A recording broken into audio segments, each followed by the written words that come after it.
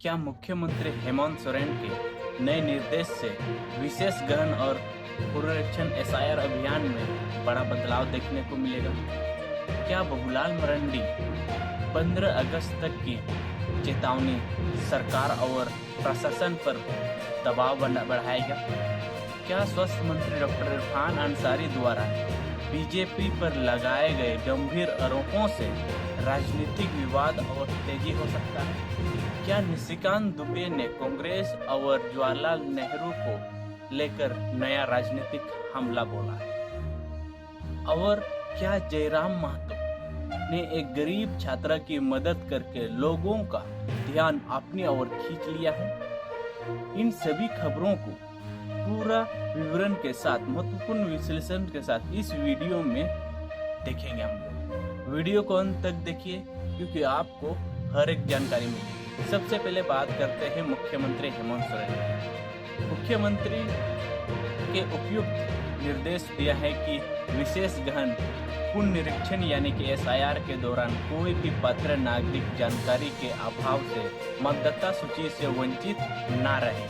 उन्होंने कहा कि हर घर तक सही जानकारी पहुंचे, सभी बीएलओ को लगातार प्रशिक्षण दिया जाए और नागरिक को आवश्यक दस्तावेज तथा समय सीमा के बारे में भी स्पष्ट जानकारी मिले ताकि कब खत्म होगा। मुख्यमंत्री ने विशेष रूप से बुजुर्गों और दिव्यांगों, आदिवासी समुदाय, दूर दराज के ग्रामीण इलाकों और राज्य से बाहर रहने वाले झारखंड तक भी सूचना पहुंचाने पर जोर दिया।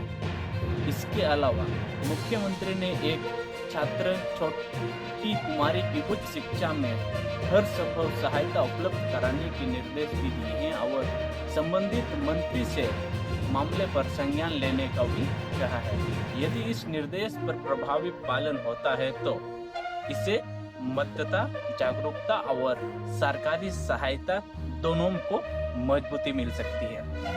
अब बात करते हैं भाजपा प्रदेश अध्यक्ष बाबूलाल मरंडी की।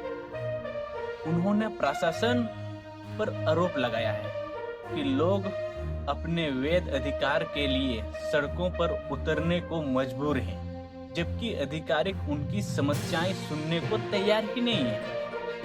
उन्होंने कहा कि जमीन की रसीद नहीं कटने जैसी समस्याएं के कारण लोग महीनों से सरकारी कार्यालय के चक्कर लगा रहे हैं। बाबूलाल मरंडी ने चेतावनी दी है कि यदि 15 अगस्त तक जनता की समस्याओं का समाधान नहीं किया तो वे स्वयं ग्रामीण के साथ जिला उपायुक्त कार्यालय के सामने धरना पर बैठेंगे। ऐसा बाबूलाल मरंडी का बयान आया है। समय आया है कि जब राज्य के प्रशासन व्यवस्था और जनसेवा को लेकर विपक्ष लगातार सरकार पर सवाल उठा रहे हैं।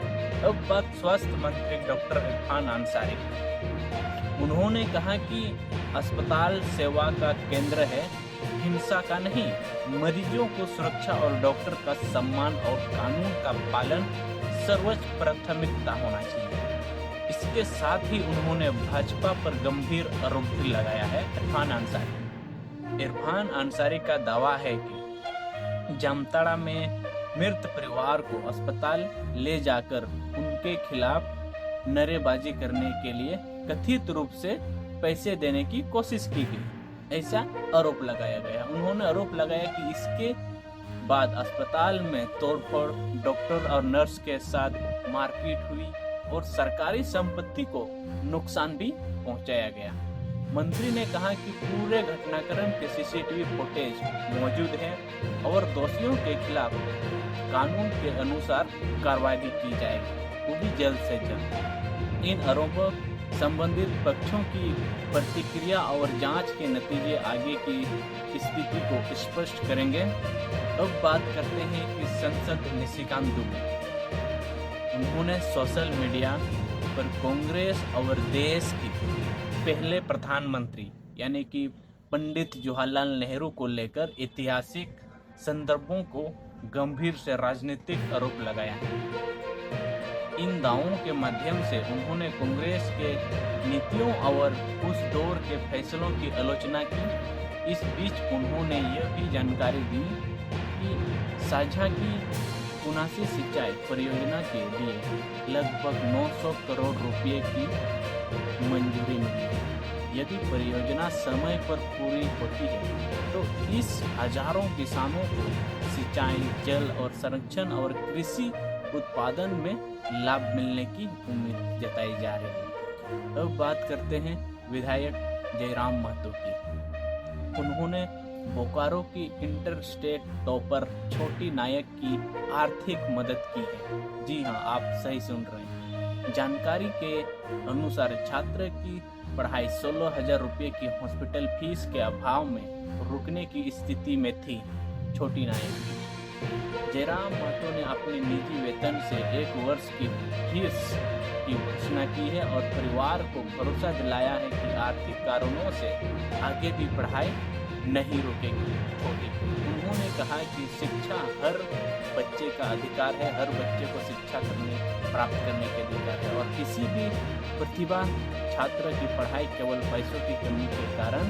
नहीं रुकनी चाहिए, ऐसे जयराम महतो ने कहा। तो दोस्तों, आज की इस बड़ी खबरों में मुख्यमंत्री हेमंत सोरेन के एसआईआर से भी निर्देश और बाबूलाल मरंडी की आंदोलन की चेतावनी और इरफान अंसारी के आरोप और निशिकांत दुबे के राजनीतिक बयान और पुनासी परियोजना की मंजूरी तथा जयराम महतो द्वारा छात्र की सहायता प्रमुख चर्चा में रहे। इन सभी मामलों में आगे आने वाली आधिकारिक और जानकारी और घटनाक्रम के नज़र रखना महत्वपूर्ण होगा। आपकी क्या राय है? आप क्या सोचते हैं इस वीडियो में? आज की इस बड़ी खबरें में आप कौन सा आपको अच्छा खबर लगा, कौन सा आपको बुरा खबर लगा, आप हमें कमेंट करके ज़रूर बताएं। वीडियो पसंद आए तो वीडियो को लाइक कर दें, अपने हर एक दोस्तों से शेयर कर दें। इस बिरसा मुंडा यूट्यूब चैनल को सब्सक्राइब करके बेल वाला बटन को दबाना ना भूलें। तो हम लोग मिलते हैं अगली वीडियो में, तब तक ले सभी को जय हिंद, जय जवाहर।